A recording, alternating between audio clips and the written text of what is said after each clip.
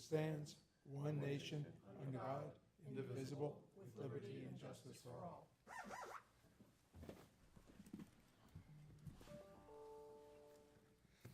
The first item on the agenda is A, which is property rights, and this is to discuss a comprehensive plan amendment for the property rights element. Mr. Green. Morning, Jason Green, Community Development. Last year, the state passed statute 163.3177, 6I2. Essentially, it requires local governments to adopt a property rights element. So what you have before you is the language that's proposed for that. That's prepared by our comprehensive plan consultant. A lot of communities are just essentially adopting the same thing, the language straight from the statutes. So you're actually not even required to put it in the goals, objectives, and policies format, but we did just to be consistent with the rest of the plan. And this has to be done before any other amendments are done. So we're just taking care of that now as you're going to start seeing other amendments coming through for the comp plan in the near future. So we want to take care of this now. So this will be on the LPA for next week, and it'll be before you in September also for adoption. Any questions regarding this? Just real quick, Jason, just to clarify what you said. So this is the exact boilerplate language that mirrors the statute, is that correct? Correct. All right, thank you. And it's recommended not to expand it any further, keep it per the statute. Very good. Jason, who is our comp plan consultant these days? So the, you remember Eddie, the guy that made the presentation? So that group, Cordino Group is the one. So we're finalizing a bunch of the elements for, with them drafts, and they're gonna start rolling those through you guys at some point here this fall. Very good. That was going to be my next question, if you had any time frame as to when those would be coming. Yeah, Sarah and I are working with them weekly at this point of going through and reviewing language and trying to clean some stuff up for, make it more presentable to you. And then I would say in the next 2 months, you'll probably see several elements coming through. Okay. And we can do those through MMPs, or we can do them, I don't know if you want to do a joint workshop with LPA, or however you want to do it, we can start doing that. Well, my plan is to give them to you at the M&P, and not for your final approval, but just to give you a briefing on what they are. And then they'll go to the LPA and then back through you all for the typical approval process. And if there's one that's complex that the LPA feels that they want a joint meeting with you, that's fine. We'll have it for that particular element. But the my understanding of the purposes of these management planning sessions is for you to be able to see what we're working on and give us direction about how we're doing it and what we're doing. So that's why you'll see items at the M&P before they go sometimes to a committee. Okay. All right, we'll move on to the next one. Amendments to the LDC Chapter 6 floodplain articles. So the notified that our again, Jason Green, Community Development, that our maps will be effective November 17th, 2022. We have had some maps up internally here and sharing with the public the last 2 years, I think, and they adjusted them slightly. But what this is the update to the ordinance to go with that. So we've made some amendments. We've actually worked with the state. The state Office of Floodplain Management has been very helpful in working with Kristen in drafting and making recommendations on language to be compliant with state and federal regulations. So what you have before you is kind of the working draft of that. We are still waiting on some feedback and comments from the state and additional comments that we've made. And Kristen's setting up meetings.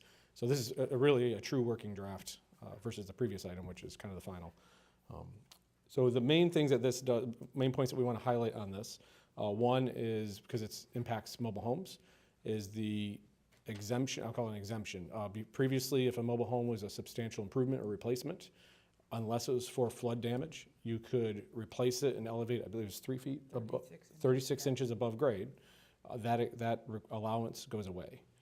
And you can choose not to have that go away. However, it's a prerequisite for the Class 8, I believe, right? For the Class 8. So right now we're a Class 5, and we would drop to an 8 automatically if we did not include or delete that exemption, so to speak. So this draft gets rid of it, and that's something that we're trying to communicate to and will continue to do to the mobile homes that are on the island to explain to them the challenges that they'll face, I think, from a site-by-site perspective if they have to replace a mobile home it's got to be elevated to the minimum base flood elevation. Which is even more challenging for mobile homes because sometimes you have ductwork and other things that are underneath the home. So it means that all has to be above the base flood elevation too. So that may or may not be a big deal. Maybe they'll get some permits in before this takes effect. But that's I think a big deal for an impact on that part of the island. And I've mentioned that at previous meetings, just that was coming down.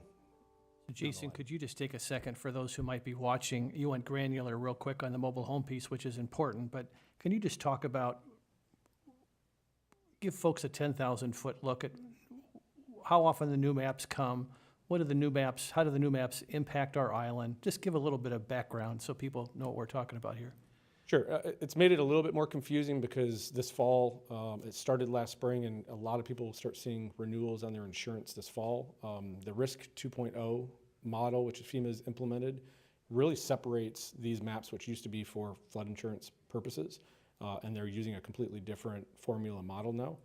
These maps are still going to be used for regulatory purposes and the codes that go with them, but they've separated those two items, so they're not entirely used for insurance. That's the first kind of confusing piece. Used to be called flood insurance rate maps, that's what they were called. The rates aren't going to be set based on just these maps anymore. I won't go into the whole 2.0, it's a very complicated formula. We can do some public outreach about that separately. But the new maps that we've gotten have been based on their study for the last 3 or 4 years, and I've been involved with FEMA on that in multiple communities up and down the coast. There's some differences. What will affect us is, well, won't affect us. The coastal stuff we're seeing all across Florida, coastal elevations are going down, and you'll see more of the internal and the bay sides going up. That doesn't make a difference for us because we have DEP elevations that are set by a different study from 1999, and those are higher. So while our flood maps showing lower in the elevations, we still have to abide by the DEP number, which is very, very high.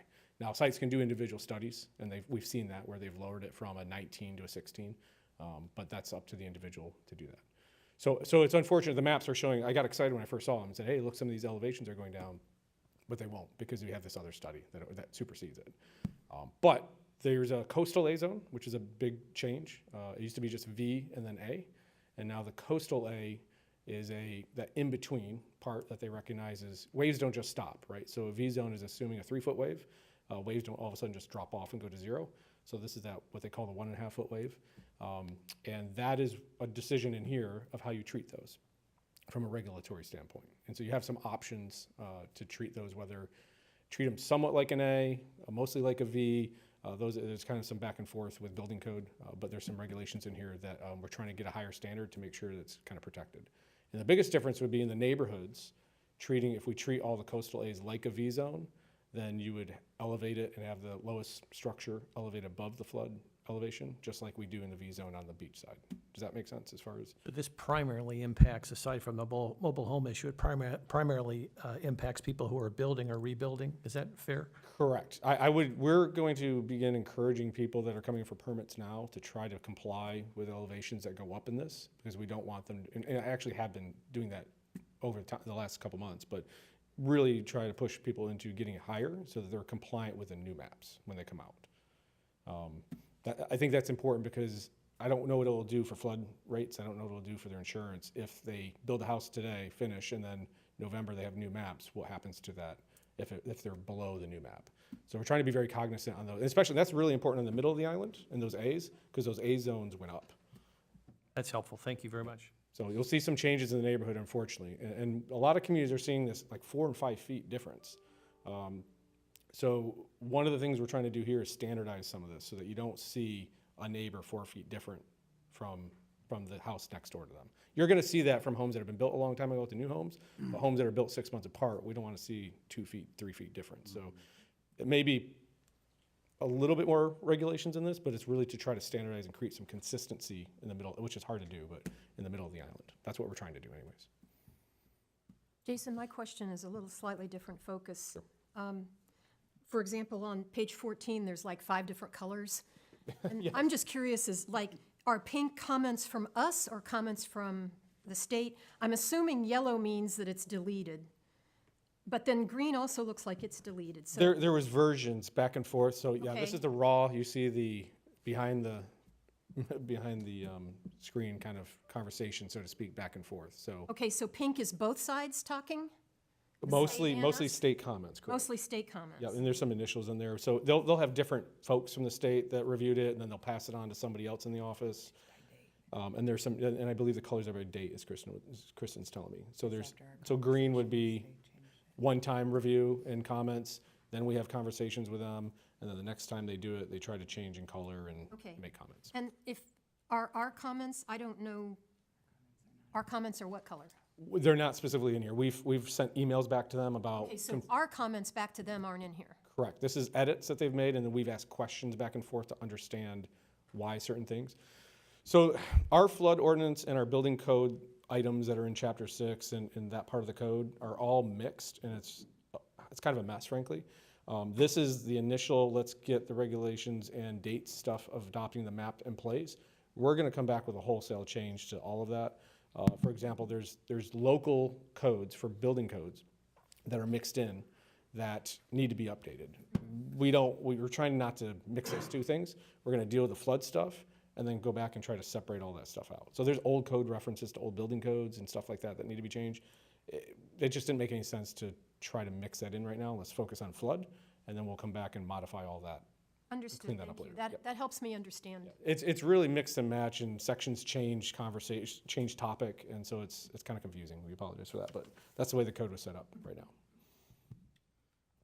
So if there are no more questions from members of council, I think most of you recall that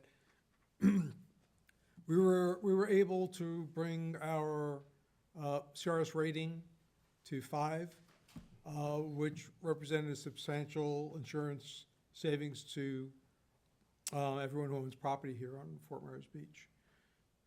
And this is part of our effort to be able to continue to achieve the highest possible rating that we could get to promulgate a continuation of those savings. So Jason kind of said it quickly, but like if we don't do something, we go from a 5 to 8 automatically. There's like no debate about it. So we're just trying to do things and get this in the public domain and give you an opportunity to see it, ask questions, both here as a group, but individually if when you read through it, if you have a specific question, so that once we get our document in a place where the state's happy with it and we're happy with it, it'll start to flow through the LPA and town council fairly smoothly, and no one says, well, we didn't know this was coming, or why did we know about this substantial change that was being worked on? So a lot of the items on today's meeting is really just sort of to catch you up about things we've been working on over the summer and get them in the public domain, get them on our website, get them, people can go to the agenda for today's meeting and see these documents, and look at them, and there can be a part of a public discussion about them to the extent that people are interested in the subject matter. Roger, I'm not trying to parse your words, but I think it may be more helpful. Everything you said is correct, and I think this is good that we're doing this, but I think it might be better to say that it reduced the amount of increase in your property taxes, because I think everybody's property taxes are still going up through reasons that are beyond our control. But that increase is less because of the steps we've taken. Would that be it? Just so people? On Yeah. the flood insurance, as you read about flood events, not necessarily even here in Lee County or the state, through the country, we're all part of the same national flood insurance program. So they're like they're a national insurance company, so that when they have claims in Missouri or Minnesota or Mississippi or wherever, of course, they adjust rates to recapture what they've paid out in claims and be prepared for the next event. So, but then how they proportionally assess those to different communities is based on your rating. So obviously, the better rating you have, the less you pay towards that increase, to use your words. Right. I mean, people are still seeing increases, but it would be less severe because of the steps we've taken. So, Right? yes, just Yes. remember, the giant increases that you're hearing about are mostly homes that existed prior to adoption of flood insurance rate maps. And so they changed Congress. There was a bigger waters conversation years ago, and then that got dialed back. But then somehow in other legislation, they got approval to go ahead and increase those actuarial rates that they're talking about. You're seeing 15, 25, 30% increases on those pre-firm structures that are below flood usually. The ones that are elevated meeting today's code are pretty standardized, and the rating is the discount. So we get 25% discount. Whatever your rate is, you get a 25% discount on that because of the 5. If that changes, obviously that discount goes down. It goes anywhere from 5 to 25%. So that's the difference in that number. That's helpful, thanks. Now, some of the things that we haven't talked about that I want you to think about when you read this, and we're going to come back, things that you can do are no fill or limiting fill, right? That's an example of something you can do on the island to have a higher standard in V zones, for example, and potentially get more points. I don't know that it moves the needle for the total points, but little things like that we can do with regulatory standards can increase our points. And where that's important is some of the things we were able to use in the last evaluation to gain points and therefore gain the 5 rating are no longer eligible items, so we have to find items to replace those items if we're going to maintain the 5. Cities and towns have a tough time, but for whatever reason, the manual, the CRS manual, it gives a lot of points to open space. And so we fight for every square inch to count as open space. But even like Cape Coral as a city, they have basically a national forest, right? Or counties get large swaths of open space because they get huge areas that are protected and preserves. They get a lot of points for that. So smaller cities have a really hard time getting those points. We have to fight and scratch for other ways. Plus, it's just good practice to have, sometimes look at the regulations. Because remember, CRS is the minimum regulations. They're encouraging you to do higher regulations locally, but pick and choose what fits for your community. So those are things we may adjust and modify in here, but be thinking about those types of things, and we'll point those out, what changes in here the next time.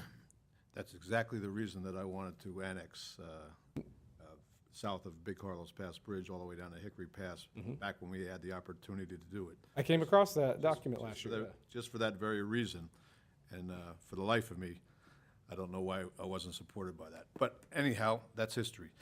Okay, we'll move on to the next one. That's the Land Development Code, Chapter 30, Signs Text Amendment. So, yes, Jason Green, Community Development, you have I guess we'll call it working draft of this amendments to the sign ordinance. Our attempts here were to reduce overlap or some confusion. There are some signs that were not permitted or exempt or didn't require a permit to a certain threshold. I think more importantly from our zoning perspective is trying to create a constitutionally acceptable ordinance. Basically what we're required to do as a community is if you have to read the sign to know what kind of sign it is, then it's not compliant. So what we've done is reshape everything to be based on zoning districts. So your commercial districts have sign regulations and your residential districts have sign regulations. And then we've updated and tweaked some of the portable signs and all that stuff. But our main goal was really to get that. So real estate signs is a perfect example. A lot of communities reference real estate signs or political signs. The fact that you have to read it to know it's a political sign means your code is in violation. So now we have to, whether they're temporary signs or whether they're seasonal signs, there's lots of creative ways that communities have created to regulate them. The short version is you can't categorize them by the content. Right. You can categorize them by the zoning district, you can categorize them by the size, you can categorize them by how they're mounted, but not the content. Right. So we haven't changed much of the regulations from a size and number and square footage and all that. It's really just shifting things around to call them more appropriate terms. What about the times that you can have the signs available? So with the residential, we just went to a small square footage and you can have a sign. And if the reality is, if somebody wants to have a political sign in their yard, if you want to add some times on that, we can rethink that. But right now it's just the hope that people just aren't going to leave signs hanging out in their yard. So. I'll tell you, I'm getting sick of seeing political signs 365 days a year, when there's no election for months. So. The challenge there there's is. a constitutional way to deal with that. There is. I mean, I saw a community that called them seasonal signs.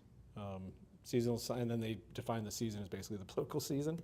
But you can't, that could be any sign, right? So if it's a temporary type sign in a residential district, if you want all of them to be seasonal, then you run into the real estate sign conflict. So those are usually the 2 points of conflict is political and real estate. Real estate, most communities want to allow year round.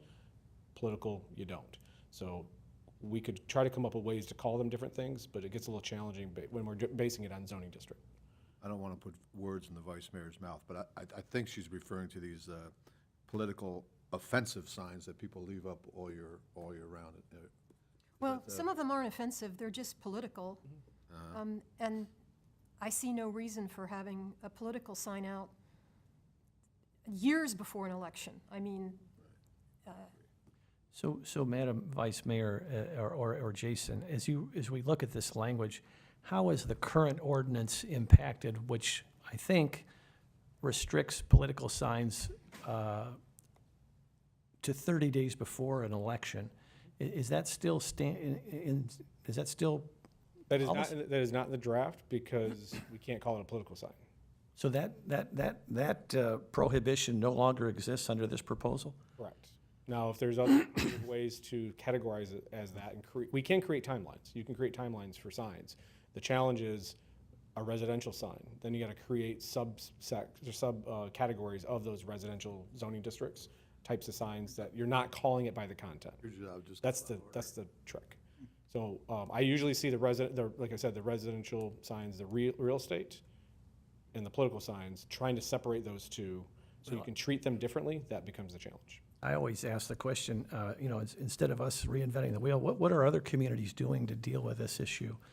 Have they found a clever way? Because I thought our ordinance that restricted political signs to 30 days before election was fair, both for the public who had to suffer through it all and for the candidates who had to, deal with all that. Are there clever ways other communities are addressing this issue that are compliant? So the ones that are becoming compliant are not addressing that specific issue. They're hoping that the community does the right thing. And a lot of communities that I know that still have that in their codes are basically having to ignore it. I know where I live, the political signs are everywhere. Real estate signs are everywhere now. It's gotten because they can't enforce what's on their books, and they're rewriting their codes as we speak. So, no, to answer you bluntly, it's not a great. There's not a great everybody's figured out the perfect solution. So I'll ask our, Seasonal signs is the most creative way that I've seen done. Is they just call it a seasonal sign and they pick a date. And I'd have to look to see how that affected the real estate signs.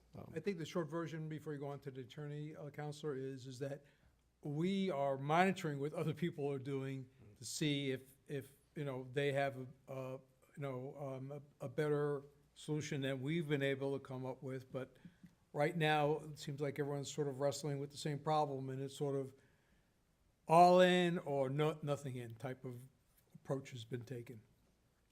I appreciate that, Roger. To the town attorney who represents other municipalities, is there a clever way to be compliant and still address our concerns?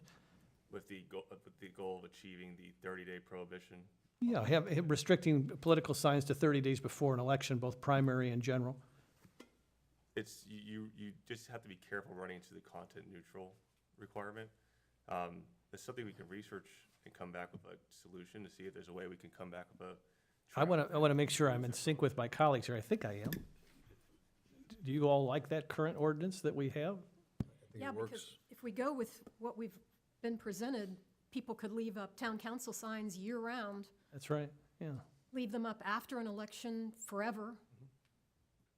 All right, so we're working with within the firm, the town attorney's firm, we're working with their First Amendment expert on this issue to be sure that, we stay correct, and we'll run this concern that you're raising today past her to see if she has any further thoughts on how we could perhaps. I think the objective is to continue with our current policy. In a perfect world, I know we don't live in a perfect world, but it's to continue with our current policy because it seems to work, and we haven't had never heard a candidate complain about it. I think the public is thankful that they only have to suffer through those signs for 30 days before the election, and I think all the poor people on Estero Boulevard who get requests for these signs will be thankful that that'll only happen a few times a year. It just seems to work, and it seems to be fair to all involved. And if we could mirror that in a way that's compliant with the new regulations, I think that would be helpful. And it's interesting. I mean, a lot of communities have similar language, and what I've noticed is candidates are being very respectful of that, whether they have to abide by that language anymore or it's being enforced. I think it's a lot of the property owners that are keeping the signs up longer and putting them up, so. So this is just a first draft, I think. By the time it comes to agenda, as an agenda item, we can have that communication with the First Amendment attorney and see if we can come up with a revised draft that addresses your concerns. Thank you. And one of the bigger points I just want to make is, again, I said regulations as far as sign size, square foot, all that type of thing. We didn't mess with a lot of that to be consistent with what's going on, being built today. So any business that currently has a sign should not be impacted by this? They'd be grandfathered in essence? Correct. Okay. A permanent sign.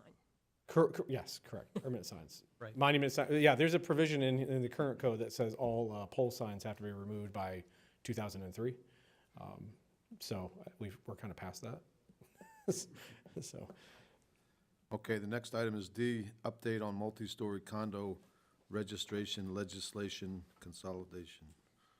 That doesn't say that. Hi, good morning. Daphne Saunders from Community Services Administrator.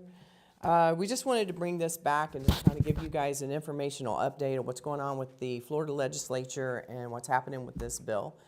Right now, the Florida legislature has kicked it over to the Florida Building Commission.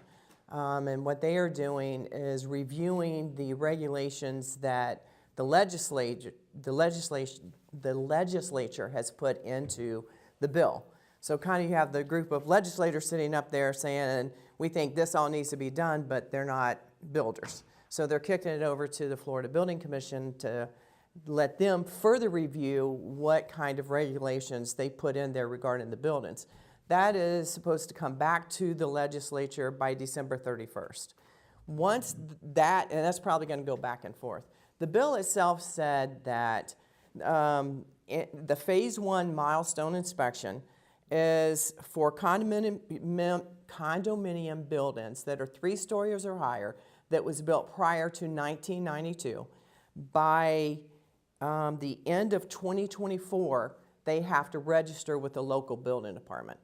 So and that's just the phase 1 inspection. So what that means is probably before now and that time, which is, we've got a little bit of time here, and that was intentional for the legislature to give all of the local building departments as well as the condominium HOAs the kind of the time to transition into this.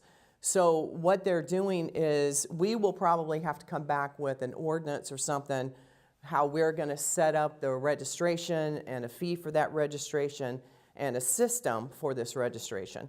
And there will be a fee. So we're going to have to come back and discuss an ordinance and that kind of thing prior to then. But the building department is going to have to send out a notice to all of the buildings in our island 3 stories or higher and let them know that this is going to be the registration process and they have to have this in by a certain time. Now what's going to happen with the phase 1 inspection is, of course, you're going to have an engineer come out. We're going to have to receive that letter, that registry from them, and then the building official is really just going to review it and decide if that's, and it's really the engineer. We're just going to move it to the next step if warranted, which would be the phase 2 milestone inspection. The phase 2 milestone inspection after that is going to where they really focus on what needs to actually be done with any results of the phase 1. So basically, if the phase 1 comes in, your engineer says you're good, then it doesn't go on to the phase 2. If it goes on to the phase 2, then that's when you start getting into the nuts and bolts of what needs to happen. This is all many months away. Like I said, the Florida Building Commission is still reviewing this until December 31st, and chances are that that may even be extended. So we're a ways out for this, but we just wanted to keep you informed about what's going on. Daphne, do you have any idea yet if this will be a retroactive thing? So say when this gets enacted, would a building that potentially went past the 30-year mark a year before, would they have to then go back and have this done? I can't say for sure because it can be changed, and so we'll see more if anything is added to or taken out in this session. So I can't really say. I would say that if they put the 1992 date on there, right now that's the date. I mean, they don't, you know, we try to be flexible with some things here, but the state isn't really like that. So I can't, I would say that if it's not in there right now, and it gets through this session and nothing's added or changed to it, then it's just gonna be 1992. Okay, thank you. Yeah, I think my read of what the state's trying to do is they're not really necessarily, you know, anticipating that there'll be a lot wrong with the 30-year-old building. But they want to start that process and start gearing up the condo board or the homeowners association or whatever to be ready by the 35 or 40th year to address what gets identified in subsequent inspections. So, and not this, well, now we have a, you know, $500,000 problem, how are we gonna handle it? So I think they're maybe starting a little bit on the earlier side, but I think they're doing that so the condominiums and homeowner associations have a ramp-up period to get ready for when that 35-year report comes in and says you have to spend a bunch of money doing stuff. Well, that's a good point, because what I'm addressing is just the building department aspect of it. The other side of this bill is what's going to require the HOAs to start setting aside reserves. So I'm only focused on the building part of it.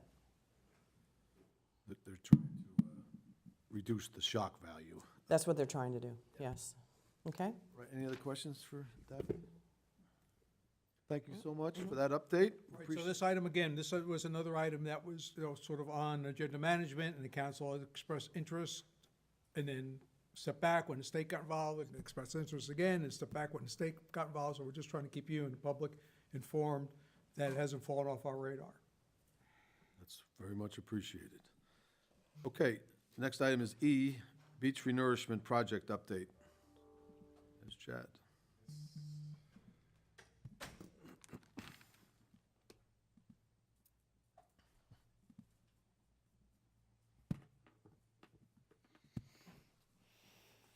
Good morning, everyone. Chad Schutz, Town of Fort Myers Beach. Morning. So we put this forward mostly to make you aware of what's happening, where we're at. We've responded to the second request for additional information from FDEP regarding our joint coastal permit to renourish the beach. A lot of those questions were centered around the dune management plan. That was included in your packet, and staff would like to get y'all's blessing on that in the coming meetings. Also, due to property owner concern in the 6,000 block, we removed the segment from Monument 198 to 203. Chad, excuse me, can you just give us some buildings to, Yeah, so 198 is around Lanark, and 203, I believe, would be around Cresciente. thank you. So the budget has also been adjusted accordingly, and that pond segment wasn't a significant percentage of the project, and in addition to inflation, there's not a lot of differences in the overall project cost. So I'm not sure if any of y'all have any questions or want me to go over anything in particular.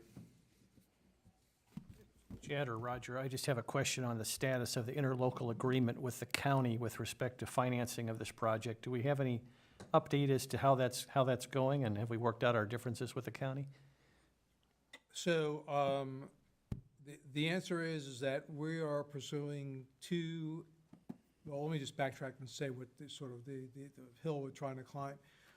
The hill we're trying to climb is that with projects of this nature, the, you know, first month cost due to mobilization is, you know, could easily be in the $6 million arena.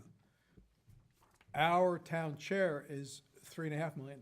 So clearly, our share, even if we put 100% of it in on day one, wouldn't cover the first month's costs.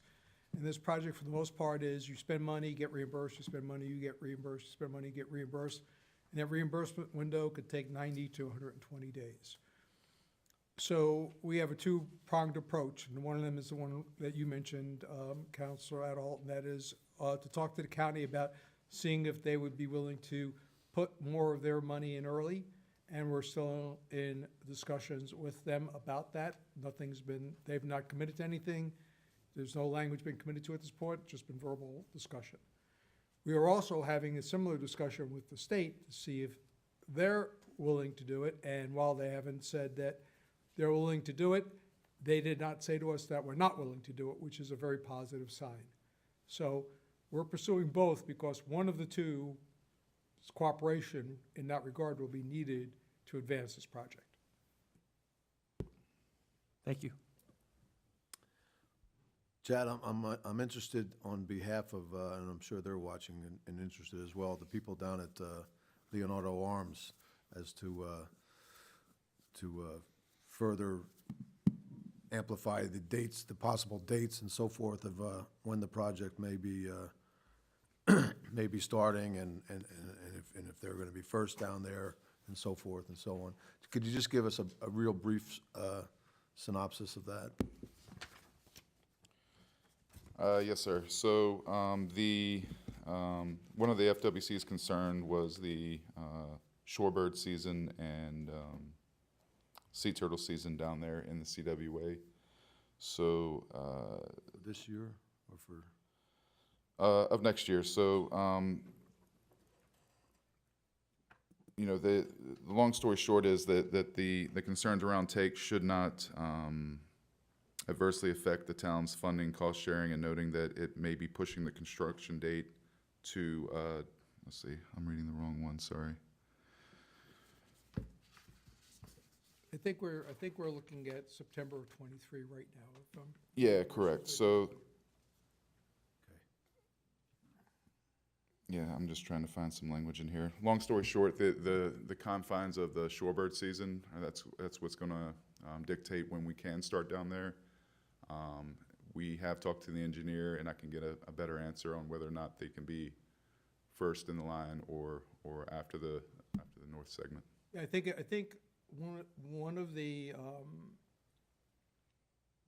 driving cost factors will be the more properties that execute the agreement with us that are contiguous, that make up a larger segment, obviously will have the best opportunity to go earlier than a lot here, a lot there, or 2 lots here, 3 lots there, or whatever.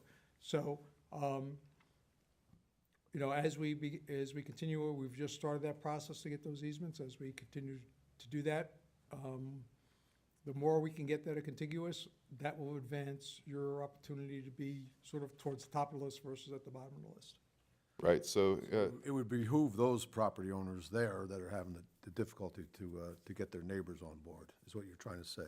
I'm trying to say, and I think I did say it. Yeah, all right. Well, I just want to reiterate that. Okay, so just reading, so constructing the south segment first and then proceeding to the southern half of the central segment in November 23 would be So the Roger, schedule. just to be clear, I know we've mentioned it many times, but as they move down the island, should they not want to sign the agreement with the town, they just simply don't get sand, correct? That's correct. It's basically, we jump over them like a knight in chess. And one other thing that you mentioned that I don't want to gloss over because it caught my attention is working with the county and the state to get them to put money in that this project can't move forward without it. Is that what you said? Well, no, they both have indicated that they will fund the project. So that's not the issue. They haven't allocated the money yet, but they've indicated that they will fund it. The problem is that within that funding, normally it would be that everyone would pay their proportional share for each of the 9-month duration of the project.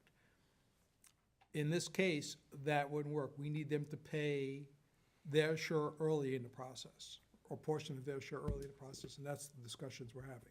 And should they choose not to? Well, hopeful one of the two would be able to do it, or a combination thereof. But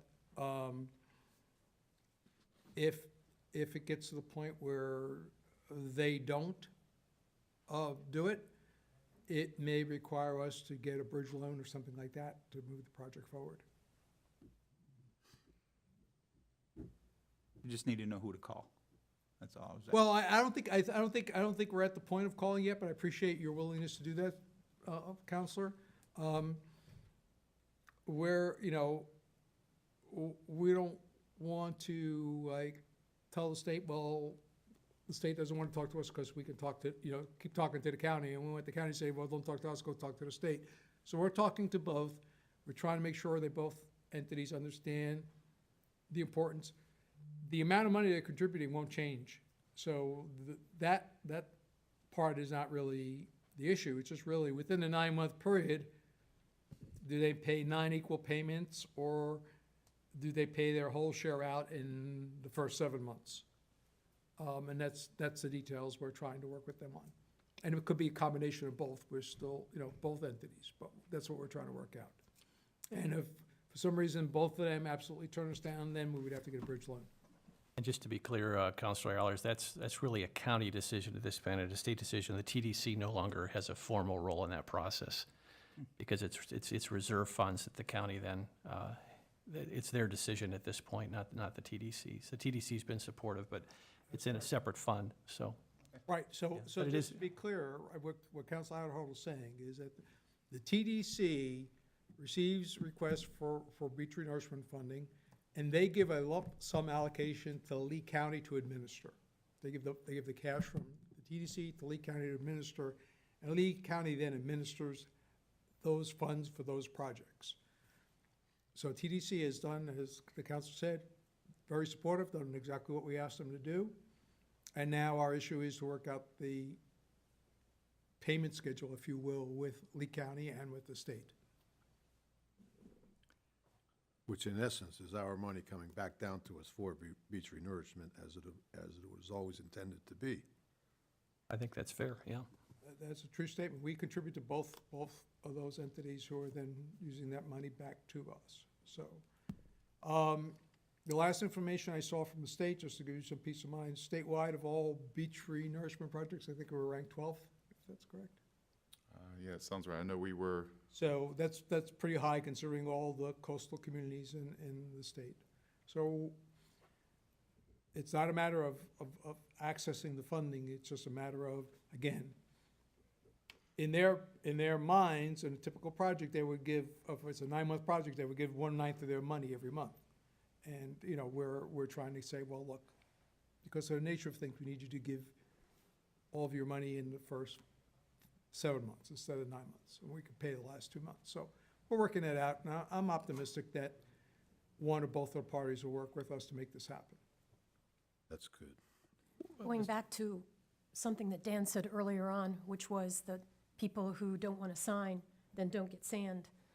I'd ask if anybody is in communication with those folks that they, I'm sure Chad has pictures of the properties that have done this in the past and what they look like. It's not good. So before they make that decision, they should probably note what happened to the other properties in the past that didn't receive the sand, because basically their neighbors have sand, they don't. The water comes onto their property and they have a pond. And I think to your point, Madam Vice Mayor, I think it would be helpful, Chad and Roger, particularly to the mayor's initial point about Leonardo Arms, it's important for those properties contiguous with Leonardo Arms to sign those easements if you're going to get priority to Leonardo Arms for the renourishment, which I'm hopeful will happen. But I do think it would be helpful to work with Jenny and our PIO, who's our PIO, and help, because there's been a lot of conversation about renourishment, and there's been a lot of claims and counterclaims, and I just think it would be helpful to do some kind of a media release explaining what we're asking when we ask for the easement. What does that involve, the benefits, the potential downside, just so then for particularly those who live in condos, they can ask their condo board and say, listen, are we on this thing? How are we doing on this? What's the status? And I just think it's important to get a little bit of information out there so we can hopefully encourage people to sign up if they feel it's in their interest. Yeah, Counselor, that's kind of on our plans for the fall. Okay. Really start that kind of bullets. But I think one of the things that we can do, and that is all of us, and that is to help people understand that if you don't participate, and that's your choice, you're not gonna get side door benefits of having participating. So you either sign on and you get all the benefits of participating, or you live with the, that decision that you don't, and that's fine, but don't expect to be granted, special consideration for certain things because you didn't participate. So, hopefully people will thoroughly think about that and meet with Chad and our consultant, and we'll have more public meetings and we'll have individual meetings and try to explain it to the best of our ability. But, there'll always be people who think that, like, well, I can get the side door benefits of something without actually participating, and I don't think that's gonna happen in this case. Okay, well, I'm sure that that everybody's been trying to convince everybody to participate, and I'm sure Mike Poff, our engineer, will be instrumental in, as he has been already, in explaining the benefits of the project and participation in the project. So hopefully that'll all continue, but I'm certainly, anything more that we can do through public awareness is always Right. And always just helpful. to be clear about Leonardo Arms, Mr. Mayor, since you mentioned them, they received emergency permit to do emergency short work, which they've done. And it's my understanding that they're working on a permit to do some additional work there to shore up their situation on their property. Yes.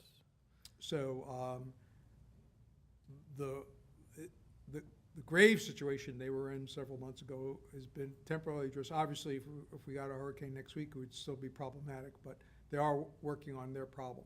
Well, we've been fortunate to date, but as we know, as we all know, that can change overnight. So we'll keep our, we'll certainly hope for the best. Anything else for Chad? Chad, thanks so much. Sir, thank Appreciate your work. Okay, the next item is the local option gas tax. Roger?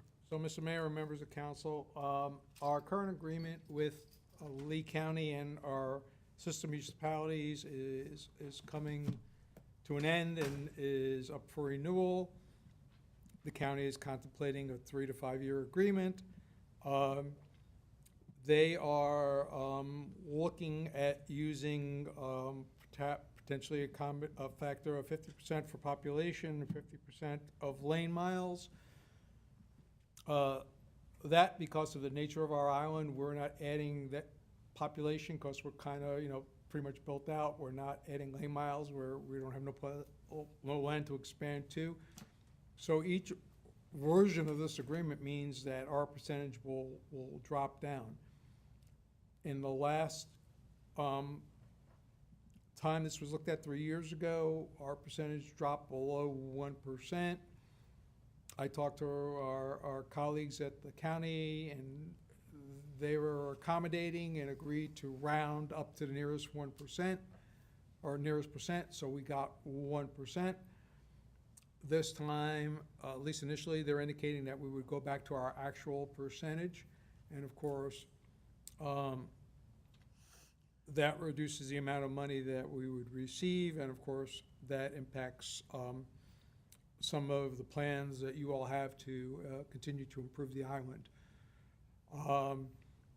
The county commission had a workshop on this on Tuesday, and my read of what the county commissioners asked their staff to do was to continue to try to work towards a mutual acceptable agreement. So we will do our part and try to be cooperative and collaborative. But we need the county and some of the other cities that are just continue to grow. If they're continuing to grow, they're building new roads, so they don't really need the maintenance money today, because if they're building a new road, they don't need money for that. They need money for the road they built 30 years ago. So we'll see how it goes, but we just wanted to keep you up the speed on that, on this issue and its potential downstream impact on our budget. Just for the benefit, Roger, of people listening here, when we talk about the local option gas tax, what is the effect on our budget? I mean, what kind of numbers are we talking about, annual? I think Sherry has those. Good morning, Council. Sherry Rass, Finance Good Department. morning. We're currently looking at, based on my projections plus the last 2 years, a loss of about $140,000 in our gas tax fund. And what is the gross amount that we would have been? We typically get in 230.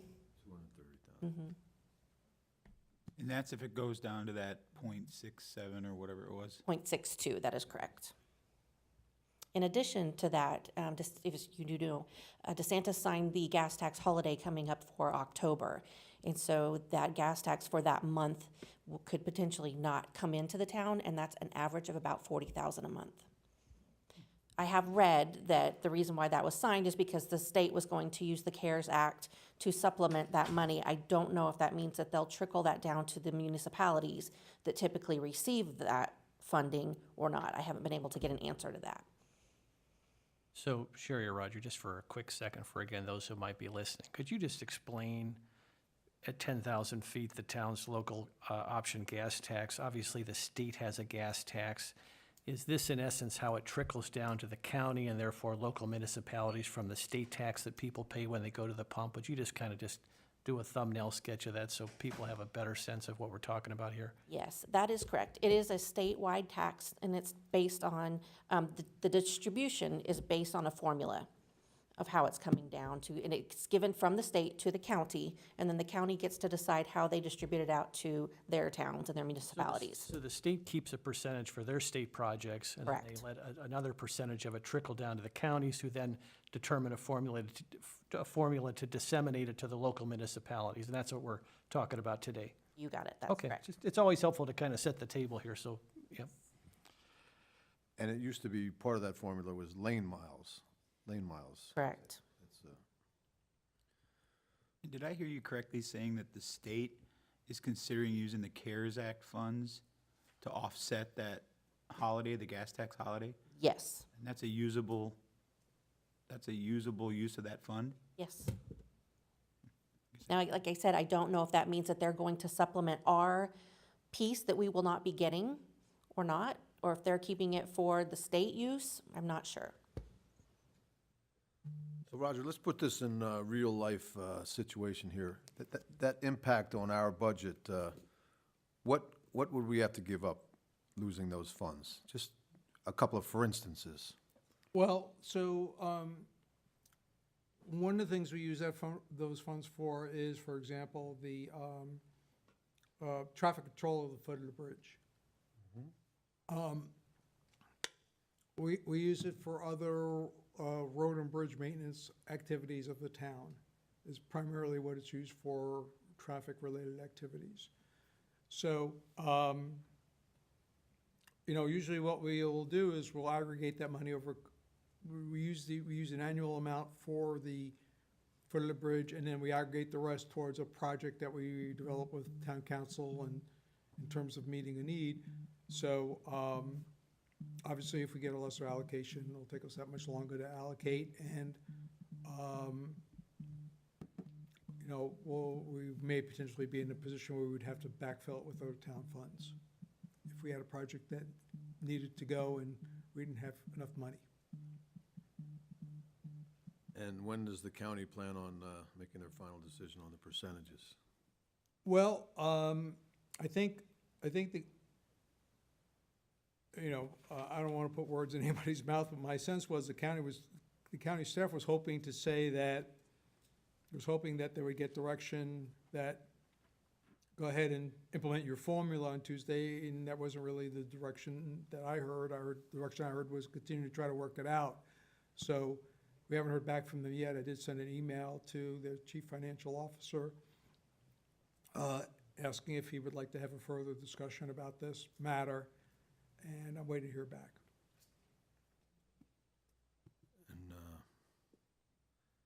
And how did the other municipalities do in this round? Well, places like Sanibel took a more severe hit than, for example, we did. And that's probably due to the fact that, they have been in existence in a long time, so, as new municipalities come out, there's more parties to share the money amongst, and you add more lane miles and more population, and, it sort of affects their share. I know their town, village, city manager is very concerned. Okay. Any other questions about this? Okay, thank you. Thank you, Sharon. Okay, the last item is G, and that's the fiscal year 2023 budget update. So there's really a couple of updates for us to give to you, and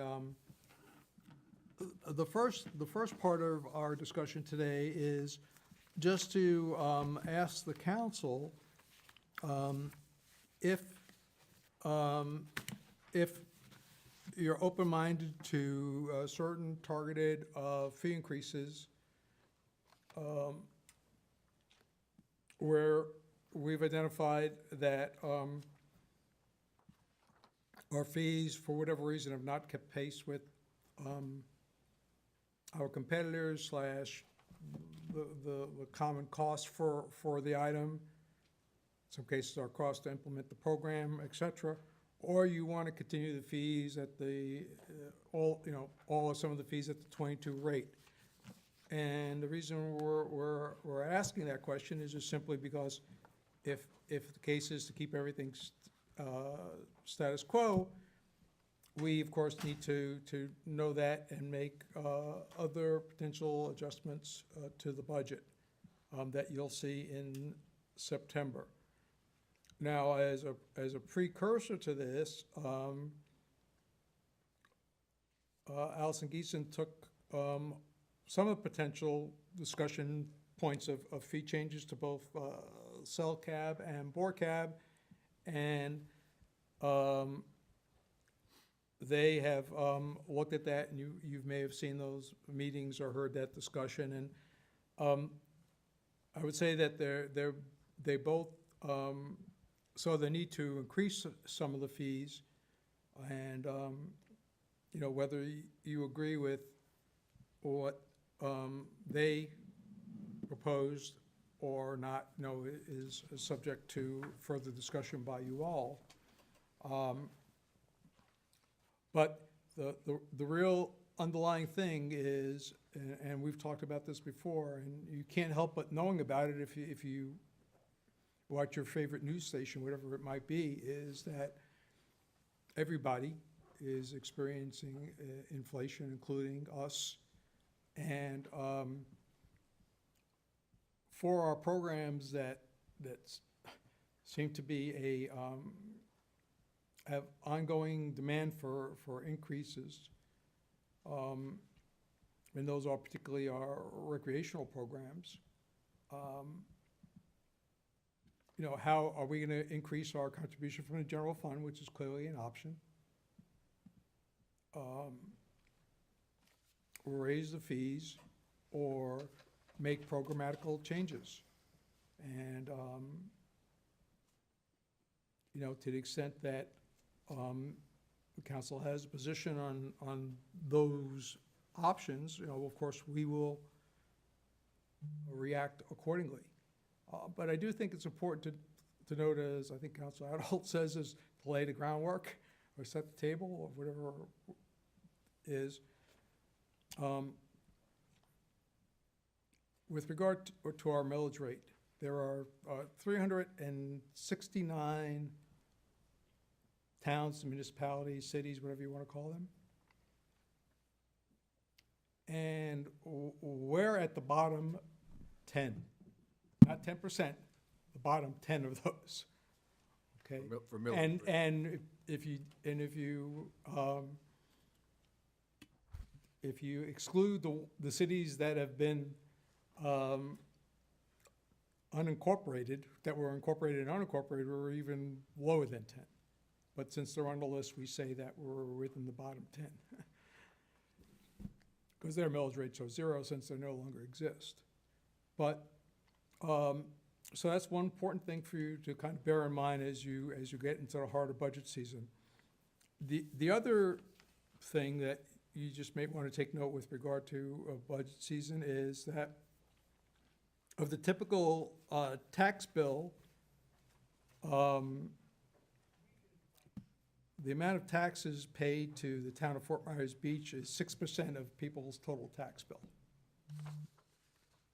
That means 94% of it is going to other entities. So I understand people get their tax bill and they either write a check or it's paid through their mortgage or however, and because we're the closest to them, their assumption is that that entire amount is going to the town, but that's not true. I think most of you are familiar with the other entities, starting with Lee County government and the Fort Myers Beach Fire Control District and the library and Everglades, water management and the school board and mosquito control and a bunch of others. I'm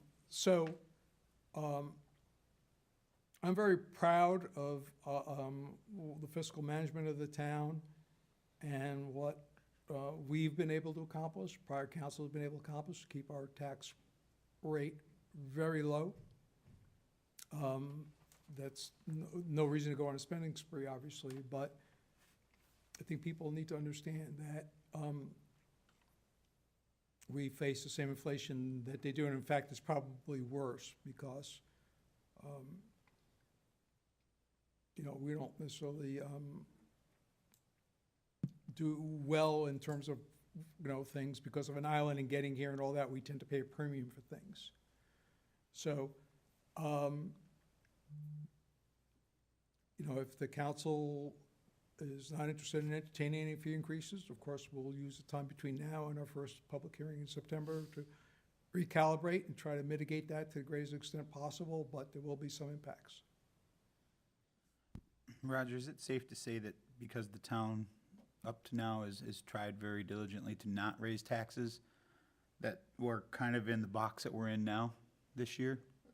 Well, I would say yes, and there's a second yes. The second yes is that typically, because fees are a painful discussion for you and for others, we really try not to come in every year and say, let's raise the fee $5, and maybe that's better, strategy-wise, than they wait 5 years and hit somebody with a $25 increase. We can weigh that, we can have that discussion. But the fact that our millage rate has and is low, and our fees haven't been low, and we are in a renewal and a renaissance right now. And if the council wants to continue to do those things that I think most of the public want, they want beach renourishment, they want roadway safety lighting, a lot of people want to feel safer out on the streets. So there's a lot of things that people want, some people wanted hopefully Bayside Park to be renovated and so many other improvements in Times Square to be refreshed, et cetera. So the money and effort that we're devoting to those things, compete with how do we deal with inflationary increases. But let me just give you a very direct example to show that this isn't sort of, mathematical magic. If the council were to say, for example, that, look, we don't want to raise any of the rates at Bay Oaks and the pool, we would just come back and then on the add-on list, you have an allocation for FF&E for the new building. You have an allocation for to begin to staff up for the new building. We would just postpone some of that and push this problem into the future. But the fact of the matter is, it's not going to go away. You could delay it, but it's not going to go away. So I think we can accomplish everything that I believe the council set forth that they would like to see accomplished at the .99 millage rate, which, by the way, even if we increase to .99, we'd still be in the bottom 10. Some targeted fee increases, and continue the renewal renaissance that many of you have supported. I can appreciate that explanation. You know, for me personally, it's concerning to see the amount of debt that this small town is in, and we really don't have any idea how we're gonna get out of it. And if I'm on the outside looking in, this to me looks like it's the perfect storm of inflation, things that we obviously couldn't plan for with coronavirus, but with the capital improvement projects, with the beach renourishment, with the lighting, with everything that we're trying to do, it is literally like the perfect storm of an increase that people on the outside are definitely not happy about. I'm going to take issue with, we're in a lot of debt and we have no idea how we're going to get out, because every time we have decided to go into debt for a project, we have been presented with how we're going to pay for this each time. We have never, and I'm one of the people that signed on one of the loans, we have never taken on debt with no idea of how we're going to get out of it. So Maybe I would just, I appreciate it. Yeah. I guess I'll clarify my comment a little Thank bit you. more. And I'll use a specific example. What I say is, obviously, none of us could plan for Corona, right? We couldn't plan for that. And now we're starting to see the effects of that when it comes to buying goods and services. And one point in particular is one we just discussed not that long ago, that is now going back out to rebid, was the Tier 1 stormwater projects. That was an $8 million deficiency that nobody could plan for. To think that that is gonna somehow just go away and go back to what we originally planned on, that's what I'm talking about debt that we don't know how we're going to come up with that money. And that's just one example. but that's debt we haven't incurred yet. But we are going to have to at some point. At some point, but it may be delayed. What, you know, That's my point, I is think- the plan, now that we kind of have an idea of where we're going, how are we gonna get there? And to me, from the outside, and I'm just speaking personally, this would look like you're dumping everything on at one time to try to be reactive to a problem we couldn't have planned for, but we didn't plan for. are you talking about the fee increases? Just in general, when you're talking about the millage rate and the fee increases and all of that together, I think everybody understands why it has to be there. But I think we need to take a harder look at where we're putting some of this money to be able to get into the future, as Roger has stated, to be able to, nobody wants to push it down, but we have to figure out how we're going to solve this problem that is here now, and if we move it to the future, it's still going to be there. And it always is. Well, no, clearly, Counselor, if I'm hearing you correctly, you know, you can pick certain projects and delay them till the economy stabilizes, or, you know, or we complete other things that we're currently working on. That's always an option, you know, if that's what you're alluding to.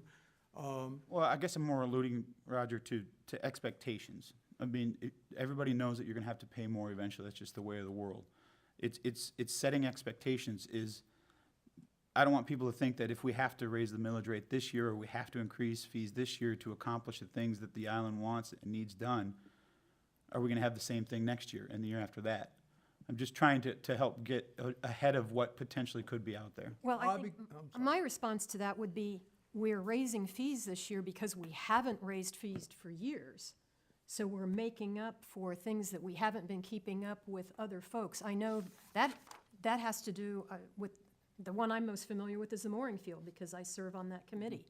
When we compared our rates to other people, they had been raising their rates over the years, and we had not.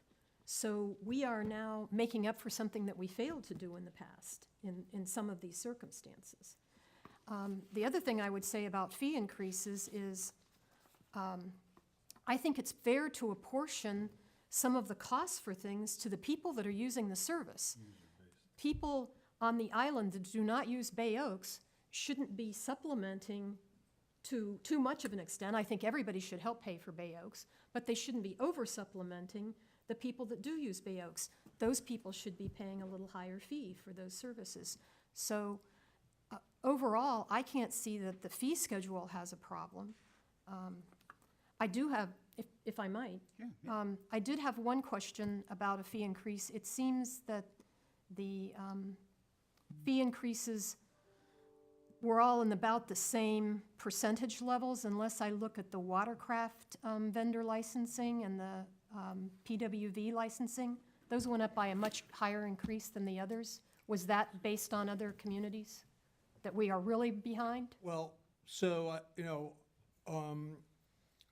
very atypically, that fee was put into the ordinance. So, and because of that, it wasn't subject to the fee resolution changes that would have occurred over the last So we went. 15 years. We went many years without raising that particular one. Right, and. Many more years. Right, so, I mean, so the answer is that,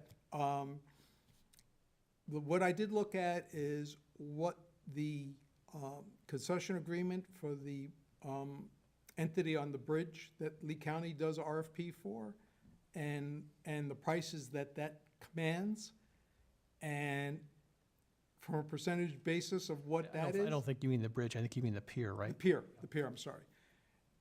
We're way, way, way under there, right? And so, sort of just kicking it around the room among the staff, we felt that $100 a month is a very fair fee for that. Thank you. But I wanted to go back to Council Allers, but I'll listen to Council Allers. Hold on, because I think this will help.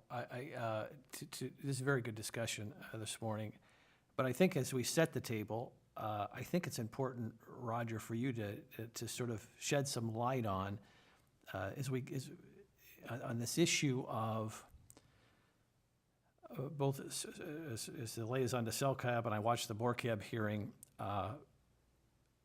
we've not increased fees for 11 years, which I think it's problematic there, because I hate to see us try to make up for it all in one fell swoop. I think that's a sticker shock to the users of our facilities, and I don't think that's good policy. But that being said, I don't think the public is completely clear, to the Vice Mayor's point, of the subsidy, and I don't necessarily use it as a pejorative, but it is a subsidy that Mound House, Newton Park, Bay Oaks, and the pool receives from the town. And, and obviously, I agree with the Vice Mayor, there's certainly a public interest in helping these entities. But at a certain point, there needs to be, the users of these facilities ought to have at least some skin in the game and have a significant contribution to the support of that facility. And I think people would be very surprised at how much percentage-wise, and again, I'm not saying it's bad that the town helps these facilities, but I think people would be a little surprised at the level of subsidy that the town provides to these facilities. And Roger, maybe you're not prepared to do that today, but I think I heard at CellCab, and it's still a little bit vague, but it seems like the town's, or Mound House generates about 20% of the revenue that it takes to maintain the Mound House, and the town provides about 80% of the revenue. And I think those numbers are similar, but please correct me if I'm wrong with respect to Bay Oaks and the pool, in terms of the percentage that the users generate versus the percentage that the town subsidizes. And I guess that's an inexact science as to what that percentage ought to be, and it's a good public policy discussion. But I think the public needs to have some sense as to who's currently bearing the burden of those costs for each of those facilities. Would you take a minute and elaborate on that, at least off the top of maybe a back of the envelope estimate? Yeah, so we have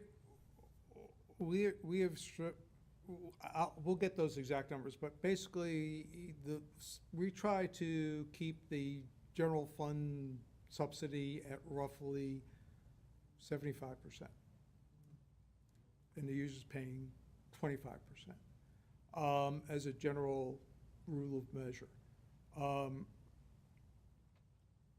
And I could tell you that a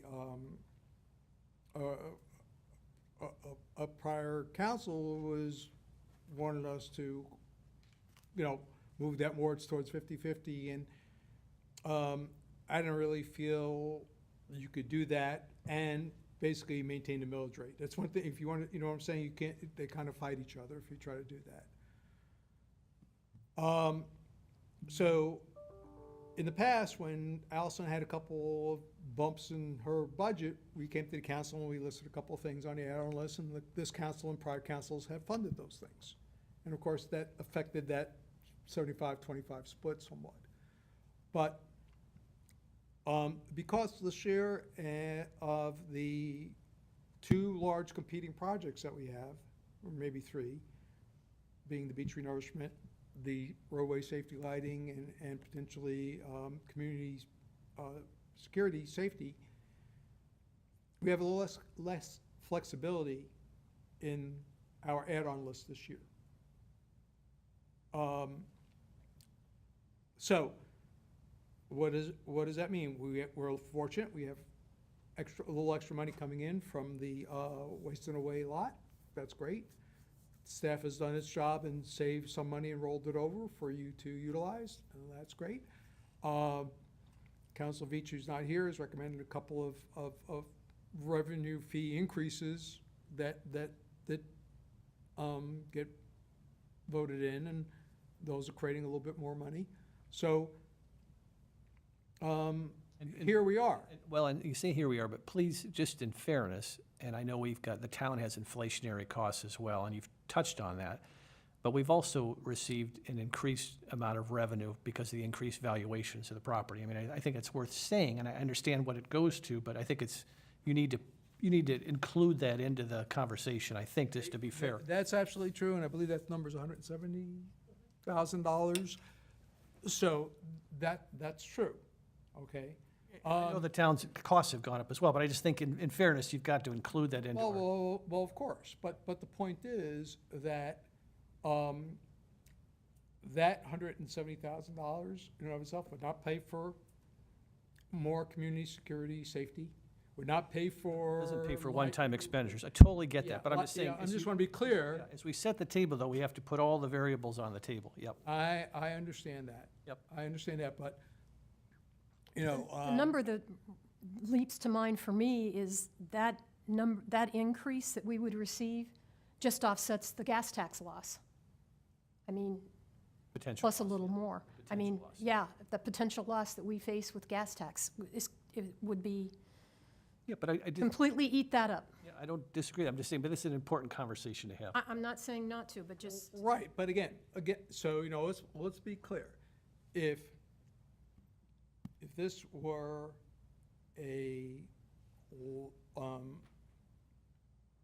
let's not do anything on the add-on list year, we'd be fine.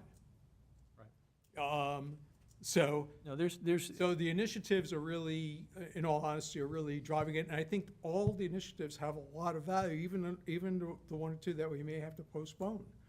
But, if the council sees them as community priorities, meaning they want to start them in the next fiscal year, 23, and I believe they are, we have to start setting aside money for them. And that's coming out of a variety of things. And potentially one of those pieces of those things is whether or not you feel it's time to make some changes in the fees. And if you don't think so, then great, we'll go back and recalibrate if you don't want to do that. And the same thing is with the potential millage increase that you talked about. If you don't want to do either or both, just tell us, and we'll go back and recalibrate and tell you what the impacts would be.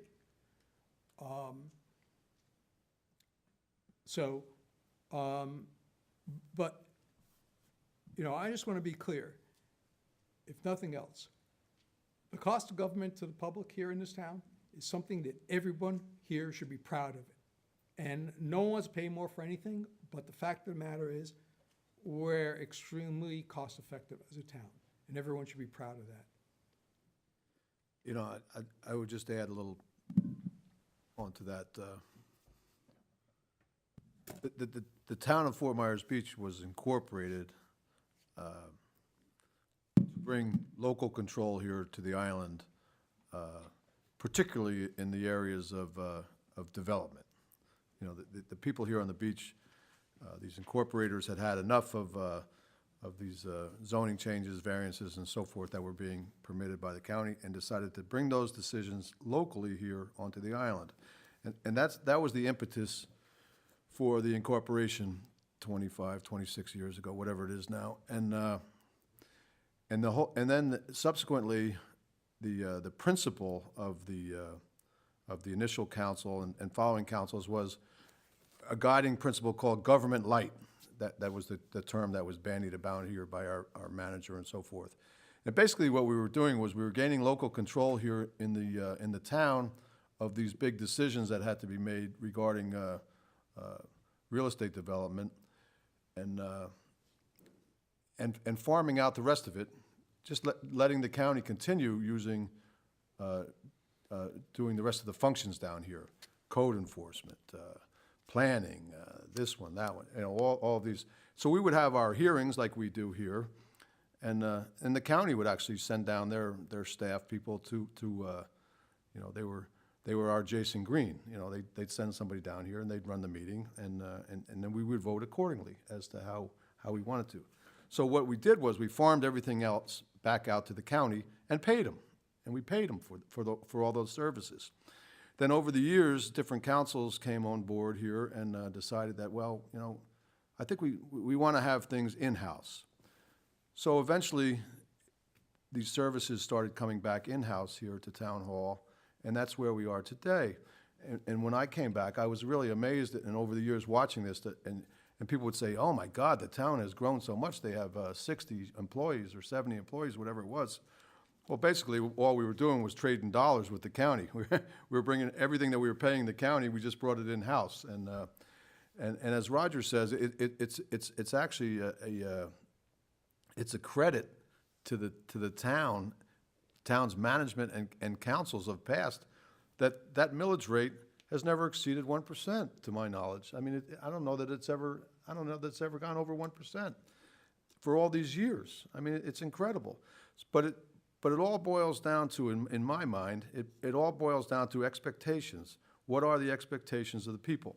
And they change. People's expectations change.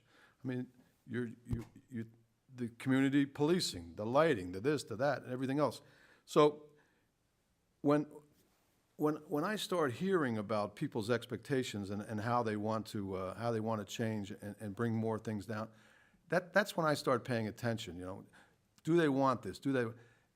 And I need to hear it from a lot of people too. You know, it's not just a subset of people that want these changes and so forth. It really has to be an island-wide expectation, a want, and that's the way it's developed.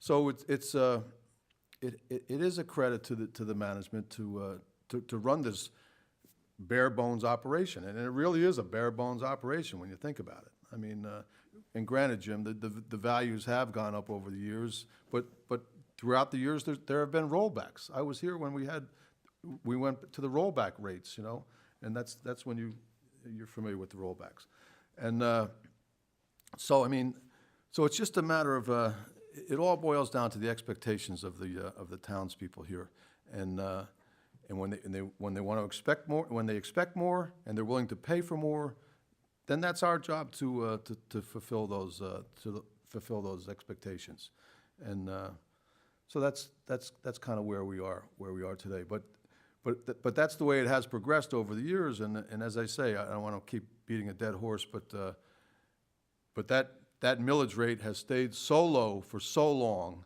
that, and I'm not advocating a raise in the millage rate. I think if we can operate at a low millage rate, well, more power to us. But when the expectations get so great, you know, you can only rob Peter to pay Paul for so long, and then you have to buck up. So anyhow, that's my little piece on that. Mr. Mayor, I just want to say a couple of things about, you know, the transition from Lee County. Lee County, in some cases, just told us, we're not going to provide the service for you anymore. We didn't have a choice. And I assume part of that internal thought process that they had was they didn't want to come here and ask for, they didn't want to come here and ask for more money, or they don't want to do it because it's, you know, it's difficult. It's difficult traveling here, it's difficult, so they just bailed on us, on a couple of things, and the town had basically no option but to step up forward and provide those services, because they were required service, whether they were planning and zoning, whether they were building, whether it was taking over Bay Oaks. Let's not forget the gift that keeps giving from the county of Bay Oaks. Right. And the pool. So, so we took those things on, and now we're faced with those expenses. And, you know, we're willing, it seems like we're willing to take on additional things to better the town, but with them come additional expenses. And if people, you know, anyone wants to raise a question about, you know, our financial situation, we're prepaying back, not paying back, prepaying back the loan for Bayside Park and Times Square or whatever. We're making payments in advance of when the payments are due, because we're not required to make payments until the projects are complete, but we're paying in advance, because we know that if we do that, the amount of actual loan proceeds will be less at the end, and therefore the burden to the town will be less. So, you know, I think that's what the vice mayor may have been alluding to, that we very carefully planned out how we're going to do that. And we very carefully planned out how we're going to pay for our stormwater and water improvements. And you had a consultant come in and tell you what the rates would have to be. You all agreed to those rates, not you necessarily each one of you, but members of council. And we'll do as many improvements as we can, and if we run out of money, then we'll decide whether you want to adjust the rates again or not, and if you don't, we'll stop there and take a breath. And that's how it works. But I look, I get the idea, if you, you know, if you're a candidate, you knock on someone's door and say, you know, do you want us to raise taxes or, you know, poke in the eye? They're gonna say, you know, I'll take the poke in the eye, thanks. But New taxes, no new taxes. But if you are a believer, as I am, that if we want people to invest here and improve here, we have to lead by example. Then we have to spend some money. You know, I guess I'll interject here again. And as much as I didn't mean to stir the pot, evidently I did. And although I appreciate, you know, the history and what's been discussed here over the last 5 minutes, that doesn't get us to where we're at now or where we're going. And that's where my concern is. When I look at some of these fee increases, although I agree the fees should be increased, but I also think they should have been increased in the past along the way, but we are where we're at now. And from the outside looking in, and to me, it looks like, although we did plan for Bay Oaks and stormwater and things like that, we did not and could not have planned for the inflation that we're dealing with now. And this looks like we're just trying to pile on to get ourselves out of a project or out of a situation that we couldn't have foreseen coming. And that's where my concern lies. And again, as I look through some of these things, it doesn't appear as though there's any rhyme or reason as to the level of increases on some of these things. Just for example, you look at some things go up $5, some things go up $10, and then some things go up $100 a day or $99 a day. Some things go from $0 to $350 an hour. That's where my concern comes in, and that's where it appears as though it's trying to dig out of a hole that we didn't put ourselves in, but we're in now, and we're trying to figure out how to get out of to stay on track with what we all need and want done on the island. So I'm just trying to be a little bit more proactive as to how can we adjust some of this, still get some of the things that we want done, continue to be fiscally responsible as best we can, and move forward. Is what I'm trying to get at. I would like to see some of this stuff, you know, I gave the example, so I'll just call them out there. The special events was $100 for the first day, and $1 each day. Now it's $100 per day. A beach access wedding was nothing. Now it's $350 an hour. So if someone wants to use our public beach access to have a wedding, I firmly agree that they should have to pay to use that. But is someone going to stand there with a stopwatch and say, your setting up took 45 minutes, your ceremony took 20, therefore you owe us this? Or do they say, here's $1,000, we get 3.5 hours? Yeah, well, so no, we're not gonna stand there with a stopwatch, but I think here's the point. So, we have a facility at Newton Park that you could rent for, I think it was $350 for your wedding. But no one would rent it because they can go to a beach access for $50. So what do?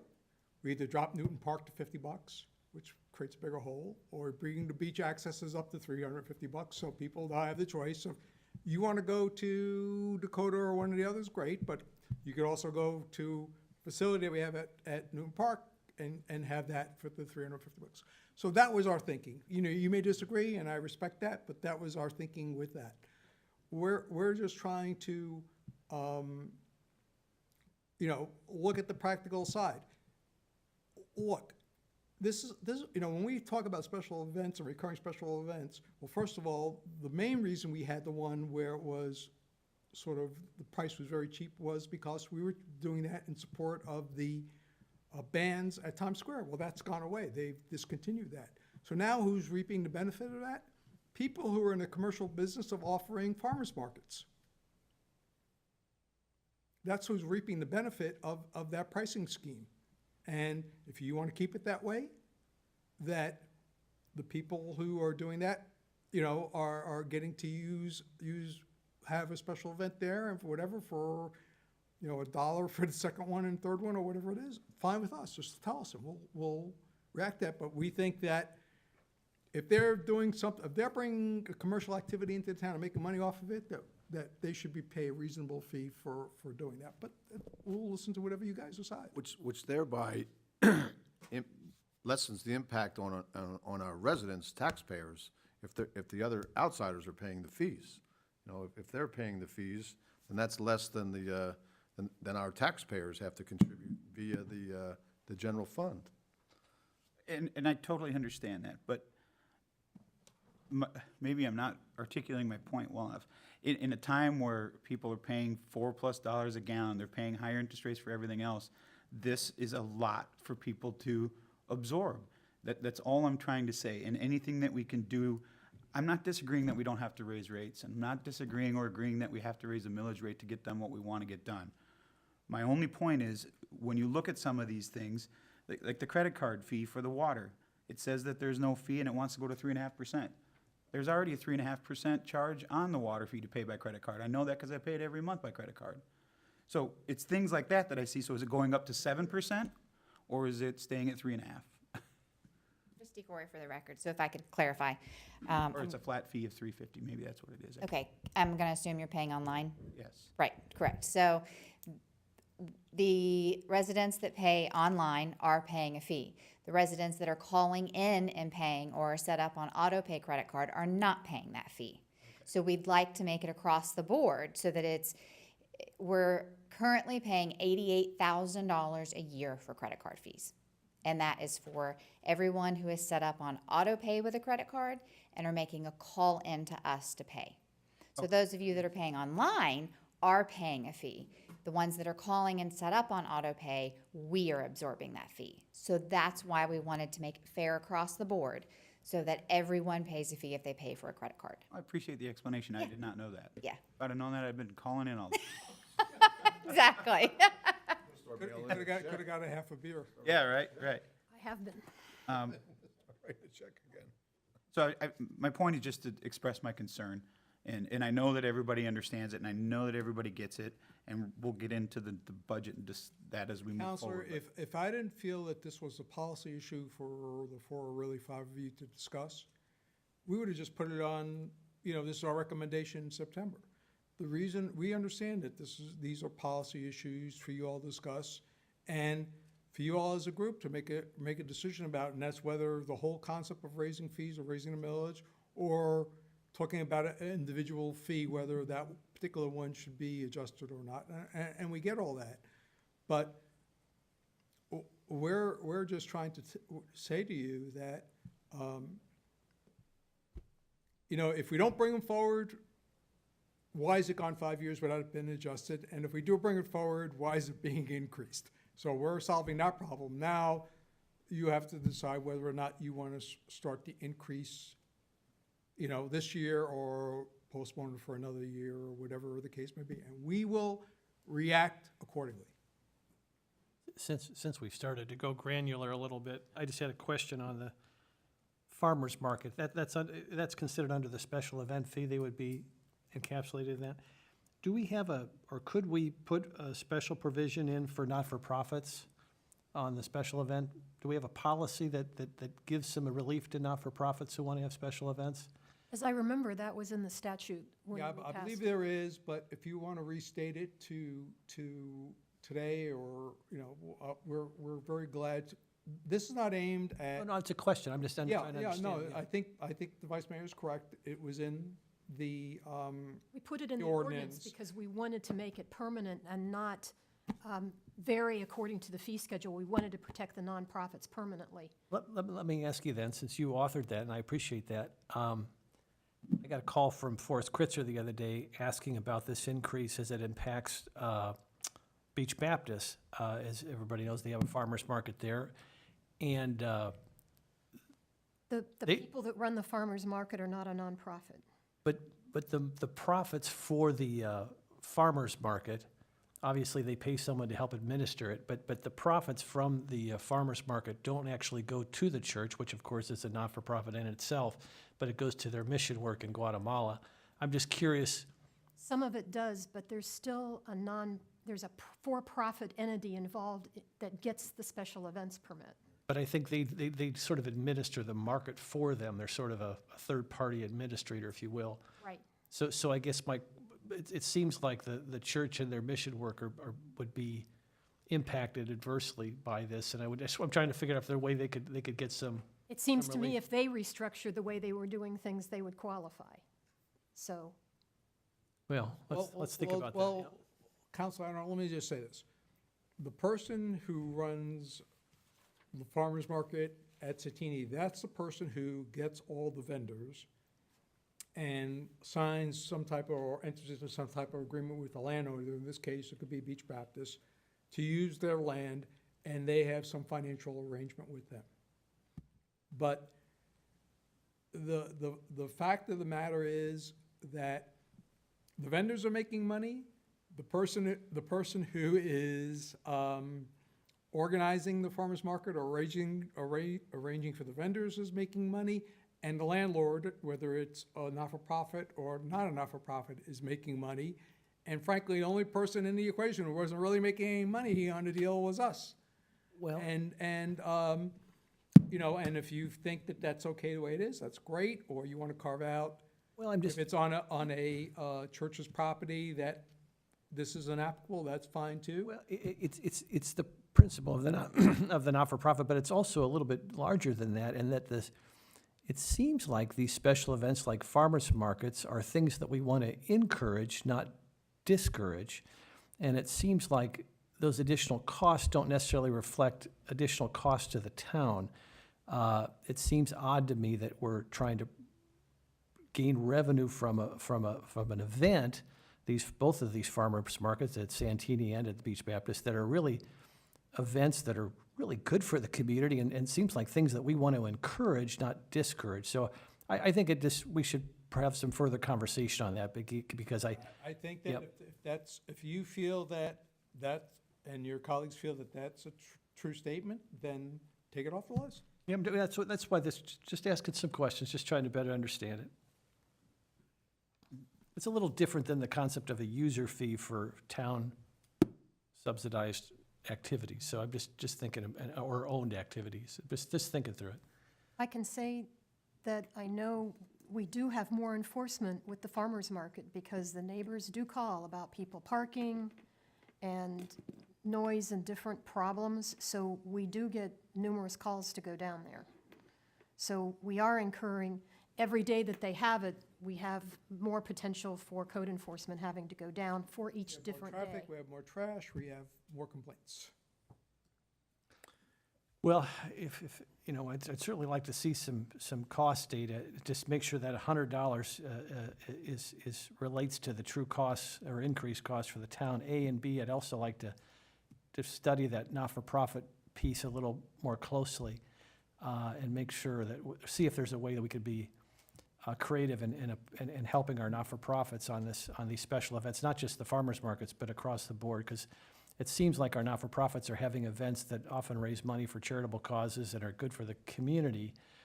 And I want to be, just something to think about over the next month or so as we approach the budget. Right, you know, and one of the things we haven't done, Counselor, and I'm not trying to talk you or your colleagues in and out of this, you know, frankly, it's just one small piece of a large pie. But we haven't asked these special event holders, well, what are you paying the landlord, or what are these other entities paying you? And so we haven't gotten into all of that to really see the total fiscal calculation of what's happening with these things. We've kind of just say, hey, pay what we believe are, you know, sort of our expenses, and we'll say out of that other 99.9% of the business deal.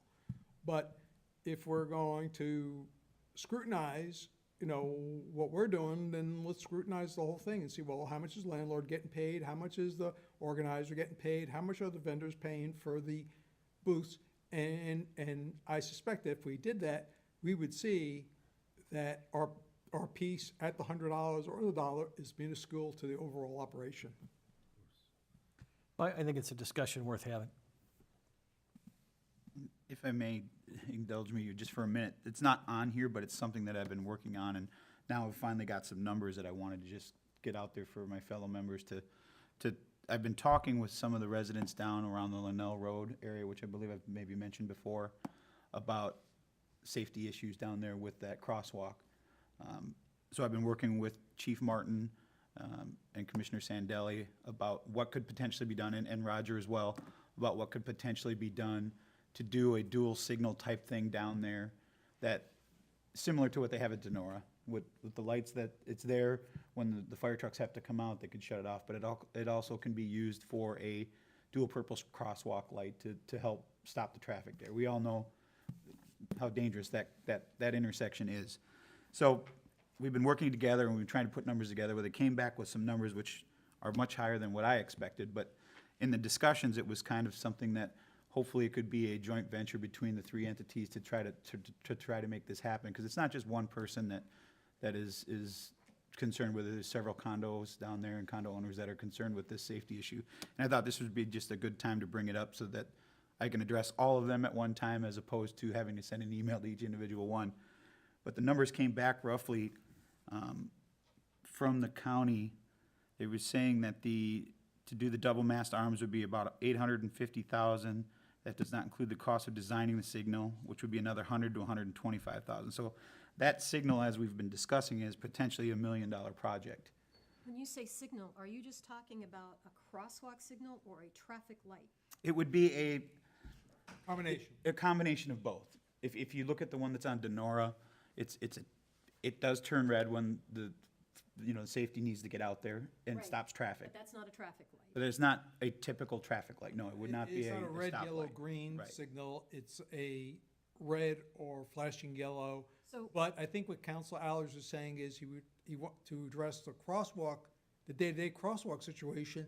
He would like to incorporate a walk, don't walk button into that Yeah, flashing scenario. beacon to, and I don't know what it is about that crosswalk. Maybe you guys, I've caught myself, sometimes you're looking, if you're coming northbound, you're looking to the right towards CVS to see if there's any vehicles coming out of that intersection, and there's somebody coming across the crosswalk from there's the other literally side. too much going on So, there. so the county has asked for data as far as incidents there. So I've got Chief Martin working on getting the data for calls that they've had to deal with there, as well as Lee County Sheriff's Office, and I'll pass up the line. I just wanted to get you up to speed as far as where we're at with that discussion, as well as let the public know that the discussion is still ongoing. We're starting to get numbers now, and it may not be this budget cycle, maybe it's next one, but I just wanted to get the information out there. Just a question, Councilor Allers, 'cause, I mean, you're on a noble cause, because it's definitely a problem intersection. What do you envision the solution, aside from the stop, the lack of a better term, stop light, the light that stops for public safety? Do you envision flashers there for the pedestrian crosswalk as well, likely do along the south end? That's kind of the discussion that we've got. That would be a dual-purpose situation like you're talking about, that would have you push the button, the lights flash to alert the drivers that the crosswalk is gonna be used. But it would be overridden should the fire trucks need to get out there to get to, a safety issue. Sounds like a great idea. So my question, it's Estero Boulevard is a county, and the fire department, their portion of it would be, it seems appropriate, allocated to them. I'm not sure why the town would be paying any part of the cost.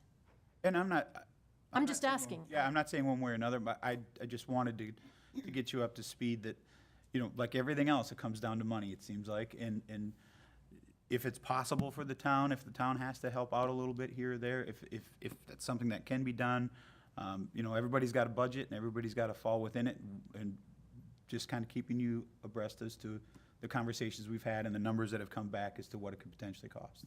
Not advocating for one thing, I mean, I'd love to see it as safe as possible, but it's got to be paid for somehow. Believe me, I believe that it's a very dangerous intersection. I'm just trying to figure out what would be our appropriate percentage when we don't have jurisdiction over the street or the fire department needs. So how do you determine how much we help? Well, and I don't think anybody has that number yet. That maybe would be driven by some of the data that we get as far as the numbers from Lee County Sheriff, and how the county makes their decisions is how the county makes their decisions. If the data says that it falls within their parameters that they pay for it, then maybe they pay for it. We haven't gotten that far yet. I just wanted to give everybody that's listening the update as to where it's at. Thank you. Okay, we'll move on to the next item and final, which is agenda management. Well, Mr. Mayor, before we get to that, Uh-oh. yeah, so you also have a draft of the add-on list in your kit. Kit. And I just wanted to point out that, within that, we kind of show, within the monies we have available, what projects you could fund, and we're not saying that, we're in superseding your judgment with ours, but we're just, as an illustration, show you which projects you could fund and at what levels in terms of the initiatives that you've been talking about. Obviously, that proportionment can change, but I don't expect the total will change very much between now and September. But the proportionment can obviously change, and the assumption right now includes your preliminary millage rate, but of course you could back that out if you so desired. And I'll say it because I've talked to Roger about it privately, but I'll say it publicly. The only major issue that I have with this is the way some of it's kind of worded. When you look at community policing specifically, it pigeonholes that, for lack of a better word, as that's the reason why there would be a millage rate increase.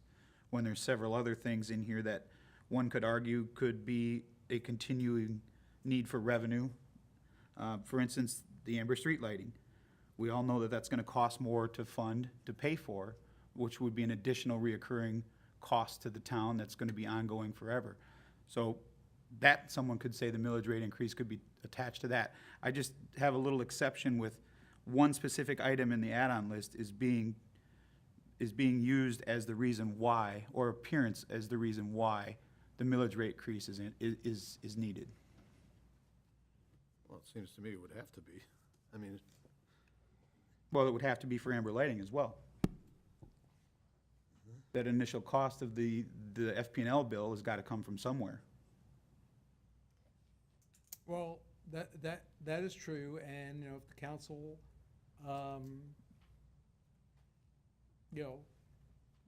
it doesn't change the paradigm, but if you want us to take that off, we'll take that off the September version. Well, I just think it helps clarify some things for people that maybe don't watch these meetings the entire way through, or only seem to want to get involved when it comes time to affect their wallet. Everybody wants nice things, but then when it comes time to pay for it, there seems to be a little pushback. So adding any more reason for someone to say, well, I don't want a tax increase because of this one minor thing, to me, doesn't necessarily seem fair to the public. Well, again, you know, you and I talked about this, and, you know, unless the other councils have questions as to why it was shown that way, I'll just leave it at that. Well, I would just say, all money's fungible, and to be intellectually honest, I think, because beach renourishment, we've got $1 million on here as an add-on, but that's not just this fiscal year, that we're gonna have to pay again in following years. Same with the amber lighting, as Councilor Aller says, it will be an ongoing expense for some time, because we don't even know what the cost of that is gonna be yet, and certainly community policing is an ongoing expense. So if one was to support this millage rate increase, one would be supporting it for proper lighting on Estero Boulevard, proper beach renourishment, and community policing. I think that's fair, along with the additional inflationary costs that the town is experiencing. So, I mean, we can message it however we want, but I do think it's important that that's reflected in our documents.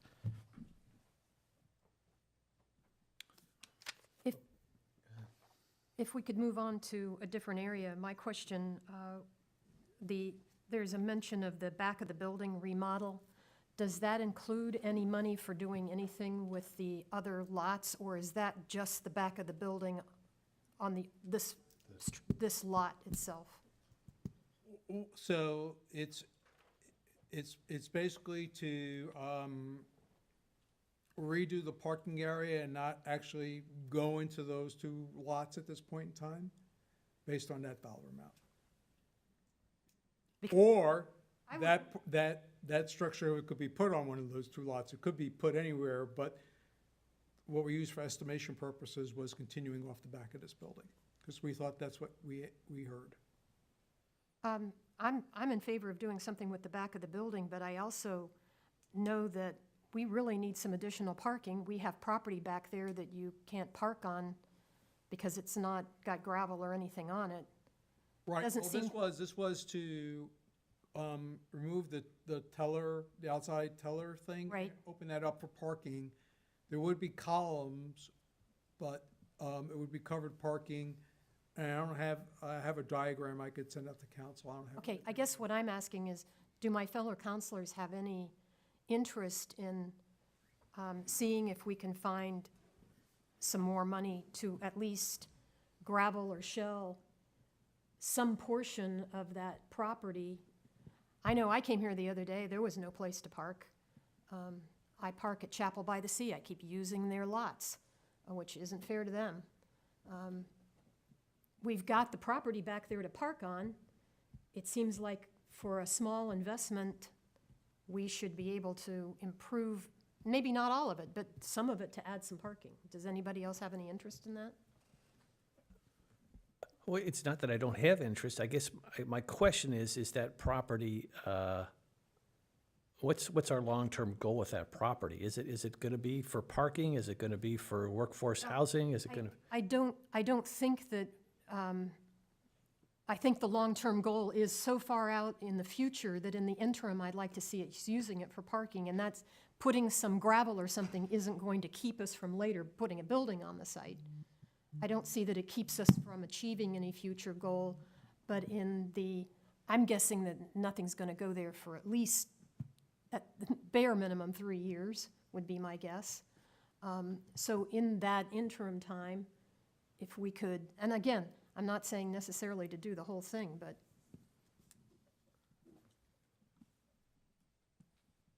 Well, it would certainly be a possibility to do something with it in the interim. So. You know, I mean, put some shell back there, crushed shell or something like that. Well, right now I have so I want to just kind of remind myself and remind you all that right now we're doing financial planning for October through September. So right now we've talked about a $250,000 allocation, I believe. Obviously, if we want to do a project more along the lines that the Vice Mayor is describing, we could adjust that number downward to accommodate that.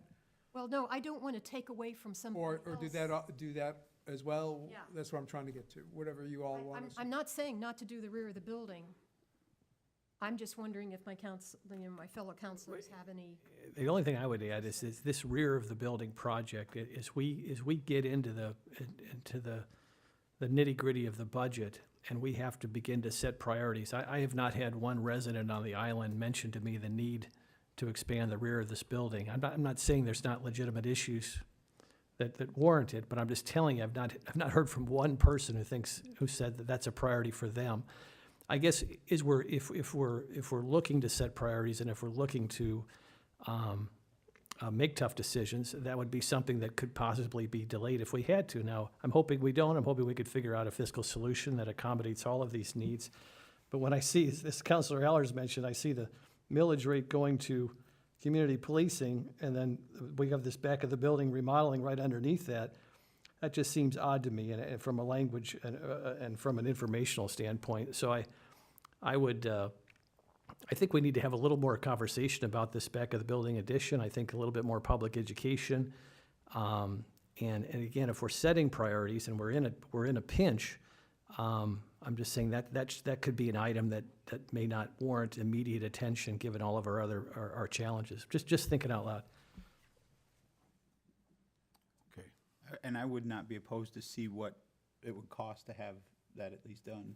It's easier to make a decision with having numbers in front of you as opposed to, yeah, I'd be willing to look at, see what it costs to do that. Yeah, I'm not opposed to putting cross shell on there or something for parking. I'm just, as we listen, it illustrates to me this back of the building remodel, or you know, again, I'm not even sure what all that involves, but I just think we need to just keep some of this in mind as we go forward. Okay. All right, let's go to agenda management. Does anybody have any, as if this isn't enough, do we have anything else? my item isn't agenda management, it's more like a council member item, which we really don't have on the agenda, but I just wanted to report that I think I'm not the only one, that we, as individual councilors, met with the state representatives regarding the bottom of the bridge issue. And one of my big issues was that they not remove the alternating lights. And they reported to me that during season that would stay in place, which I was very pleased that they listened to us. And I wanted to report that to the community, that I was assured that the alternating lights would not be taken away. Yeah, you know, they did meet with all of us, and I got the same report, as I'm sure the other two gentlemen did. And while we were at it, I said, well, you know, I'd like to throw in some of my old wish list things for that bridge, as long as you're listening. And I said, you know, it would be wonderful to have alternating lanes on that bridge, so in the afternoon, we could empty out the island, you know, with 2 lanes going off. And they both looked at each other and said, geez, that's a wonderful idea. Like it's the first time they ever heard it. And so I said, well, is that something that you would consider? And they said, well, of course, that would be another study. And during the course of our conversation, I think we added like 3 or 4 more items to another study. But, so anyhow, it was interesting to, but I guess that's what attrition does. You know, you get different people coming along and haven't heard all the old ideas.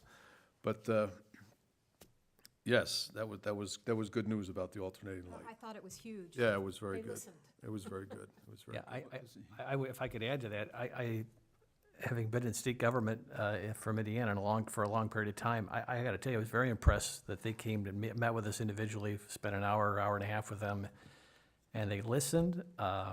They're very supportive of using vegetation at the foot of the bridge to prevent people from crossing outside the crosswalks. I think Councilor Allers had that issue in front of the ice cream shop that I think they're listening about. I mean, that wall, they're just, they were very responsive to the town's concerns. I mean, we've got some broader concerns as well. But I was just really, as a first step gesture from the state, I thought it was really impressive, and hopefully that cooperation will continue. It certainly was refreshing that they listened to not only us, but the public. When they came out for that forum, they really took it to heart, and they had a very good presentation. They did also, as you said, the wall by the ice cream shop, that's gonna stay. They did eliminate a couple of crosswalks, which is great. So they did listen to some of the concerns that the residents have. Obviously, they couldn't, you know, make them all happen, but at least they tried. Okay. Is there anything else to add to the conversation today? If not, we'll adjourn. It's 11 o'clock even.